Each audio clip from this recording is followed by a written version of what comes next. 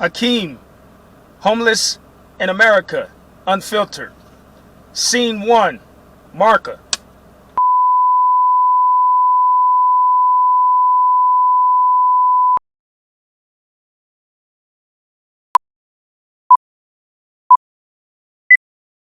It was a sign from you, telling me you need me here just like I do.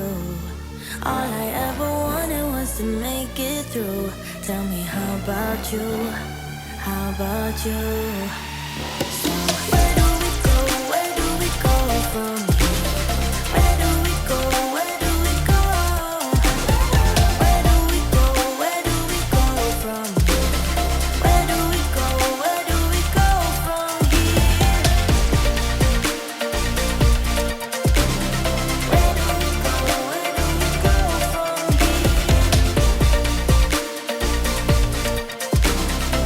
do we go?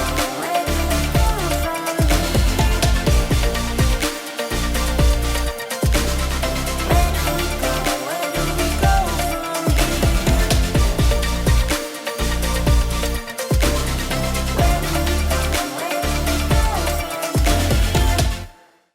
My name is Akeem, and I drive around in the different neighborhoods and communities to try and have a conversation with homeless individuals to better understand the situation we have here in America. So I saw this as I was driving past this little setup here, or your little camp. So I wanted to come over and make contact with you. Again, if it's anything you need, let me know. As far as water, juice, chips, food, I'll go get it for you. But I just want to know, to start this off, like, how did you end up in this condition, in this situation? I just want to better understand what we up against. Help Us of Nevada put me up in me and my fiance in an apartment. We were there for a whole year and a half. Then he passed away, and they didn't. It was time to renew the lease. Well, Help Us of Nevada didn't want to renew the lease because I wasn't head of household. So that put me out, and I've been out here ever since, like a year and a half now. So, first of all, before I ask you another question, can you state your name and then spell it for me? Michelle St. Pierre. Can you speak up for me? I'm Michelle sorry. St. Pierre. Michelle St. Pierre. St. Pierre. Okay, Michelle St. Pierre. How you spell St. Pierre? S-T? Period. P-I-E-R-R-E. P-I-E-R-R-E? Yes. Okay, Michelle St. Pierre. Yes. All right. So Michelle, again, you said that your husband passed away. My fiance. Your yes. fiance passed away, and basically, when your fiance passed away, you kind of lost interest, got depressed. It just kind And of they brought went- you down. Yeah, and then they wouldn't renew my lease, so I couldn't fight against them renewing my lease. Help Us of Nevada wouldn't do it.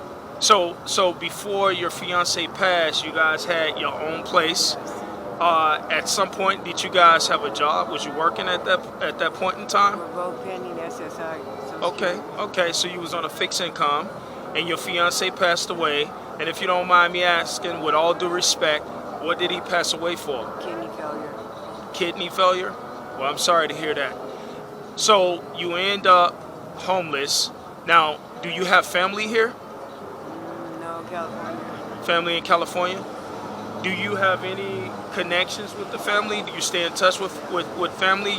You still have the option to stay in touch with family members? Yes. So when you reach out, how often do you reach out to relatives? My oldest daughter, I reach out to her at least once, twice a week. So what do your daughter say? I mean, She can't believe I'm homeless. She's all like, she wants me to go back to California. So why won't you go back? I don't know. I've been out here 27 years. I just like Vegas better now. So how long have you been homeless? A year and a half. A year and a half? Living in these type of conditions? So how do you like groom yourself, or how do you stay I clean? go to friends. I got a lot of friends, so I go and take a shower and So you wash have clothes, friends that yeah. allow you, they let you come and take showers and stuff. wash clothes. Yeah. And what do you do? Like right here, you actually on the side of the highway. So how are you able to use, like, what do you do when you need to use the restroom? Right there, Pollo Loco. So you go to the restaurant over there. So I'm just gonna show this area. This is a highway here, And this young lady is on the side of the highway here, in this little banquet right here, next to the cars exiting off of this highway. And so you have to come all the way around the fence because there's no pathway through the fence, is it? Yeah, right there. Oh, right down there? Oh, okay, I see. I didn't see that at first. So I just have a few other questions and then I'll be out of your hair. So how long are you gonna be in this condition? Like, don't you want? Not that long. I'm sick right now. I got congested heart failure, so. You got congested heart failures? Yeah, so I need to go start seeing my doctor. I haven't gone to see a doctor for over a year now. I was supposed to go see a specialist for my heart, and I've just been, I don't know, I guess I got depressed. So you know what? Can I tell you something? And whether if you want to believe this or not, I'm not out here doing this just to be doing this. I'm out here because I really care about people. I'm an activism and I'm also a revolutionary and I'm all for humanity. And you know, I'm not from here, but since I touched down here in Vegas and I saw these conditions, like as my everyday routine schedule, and I go through these communities and see this type of condition, it just saddens my heart, right? Because I feel like government not doing enough, or are there government, or you know, is government doing enough? So what do you think about that? You think government doing enough or not doing enough to help? Or you think it's the individual itself? I think it's the individual itself. So it's the individual itself. You think that... Because there's a lot of programs out here. You just got to go out and get them. So you got to be motivated to want to go out and get them, right? Yeah. So I want to say this from my heart, and I really mean this. I care, even though I don't know you, you don't know me. Listen, you have a good look, and I'm sure, like, you clean up. You're a very beautiful young lady, right? So I'm sure there's people that love you and care about you, right? Yeah. And you don't need to be in this type of condition, because, like, how do you stay warm in the wintertime during the winter seasons when it's like when you have those very cold and windy days? I freeze, you know. Seriously. I usually in a big tent. I get those little things, those fire things that you set up in there and they keep you warm. But I think this is gonna be my last winter out here. I think I'm gonna do something's gonna happen. I can't do this no more. Okay, so what is it gonna take to get you to want to get out of this situation? Like, what is it gonna take, huh? A phone call. A phone call. What type of phone call? I need a phone call. I need to get to a hospital because I know I've been sick for a week, and that's why it was hard for me to get up. I'm getting chest pains a lot, and so they just sitting there and they're not doing nothing. And when I start moving around, my chest starts hurting. So I know it's me. I try to stop smoking cigarettes. Period. I'm down to like maybe a half a cigarette a day or every 2 days. But I need to make some phone calls and get some help. Okay, so you know, being in this conditioning is not helping your situation, right? Like if you're sick and you have heart issues or problems, being out here in the cold is not helping, right? So, I mean, do you have any ID or anything? No, I have no ID. You lost ID? I got a copy of my ID. No. You have a copy of your ID, so you don't have no physical ID on you? Just a copy. So you have family, right, that you can get in touch with. If you really want to, because it's all about choices, right? So if you really want to, you can make the choice to say, hey, daughter, I want to come home, right? Yeah, but or is it not that simple? I feel like a burden to her. She has my grandkids there, and yeah, but that's your daughter. You're never a burden to your daughter. Your daughter's job is to help you as she get older and become an adult. Now the tables turn. It's time to take care of mommy and take care of moms. That's what we do, right? My mom, you know, when that time comes, she's still here. She's still ticking. And I'm telling you, it's nothing I wouldn't do for my mom. My mom, with open arms, she's always welcome to come and live with me, always. So I'm sure your daughter is the same, you know, concept for her. So I just want to inspire you, and I just want to motivate you to get out of this situation because, excuse me, I just want you to get out of this situation because, like I said, every time I meet a new homeless person, maybe a week or so after, I try to return to check on them and see how they're doing. And I noticed a few minutes ago, I was in an area where I checked on an individual from last week. His name was Vegas, and he said that his wife died And since she died, he kind of went downhill, right? Lost the will to want to live, right? Or whatever. Or he became homeless. But then I came back over there and he was no longer there. So maybe he moved to a different location, or maybe somewhat my words inspired him to want to get out of that condition. So also with what I'm doing, I want to uplift you and tell you that you can do this. You know, get some help. Yeah, that's programs out here. You know, go try and go to, you know, the emergency or something, but figure it out. But, you know, I'm going to come back through here maybe like next week, and hopefully you're not here. And hopefully if you're not here, you're in a little bit of a better position. You know what I'm saying?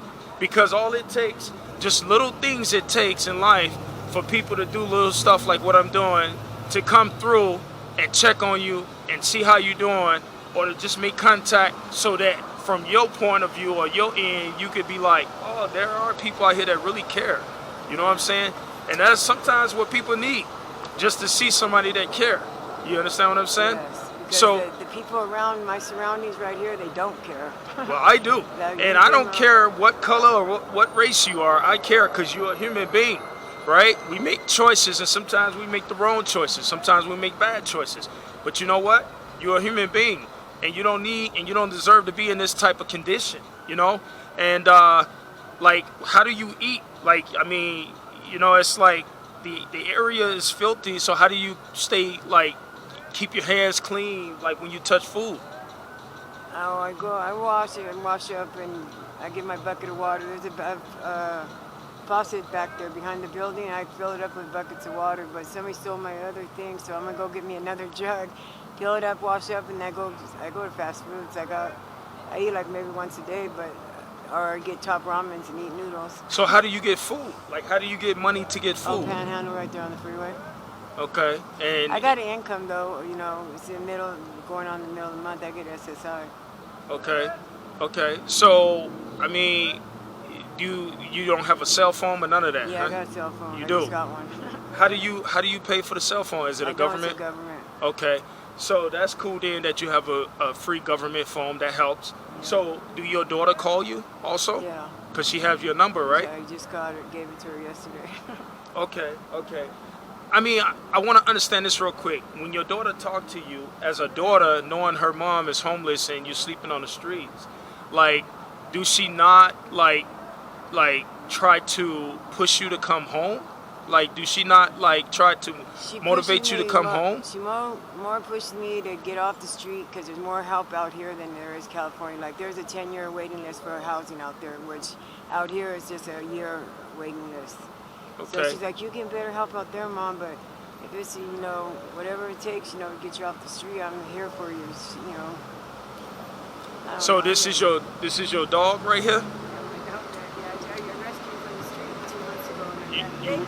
You rescued a dog from the streets 2 months ago? Yeah, she's been with me ever since. She been with you ever since? Baby. Come here,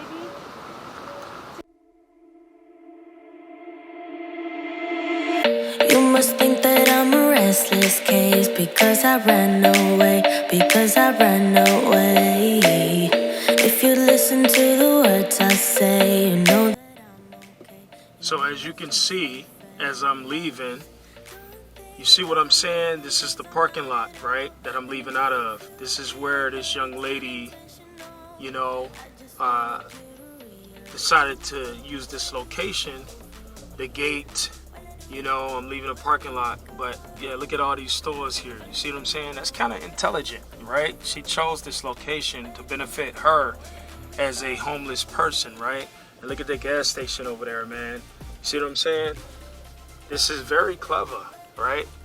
You know, so in case she need to use the restroom or any of that, man, or she need to get something to drink or eat, she got a gas station right here that she can go to, right? So that's pretty clever.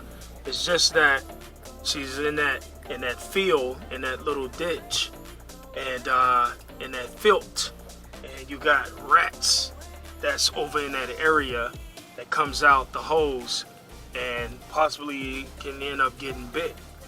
Surprisingly, I don't guess she was bit, but she says she's kind of sick and she got some heart stuff going on or something.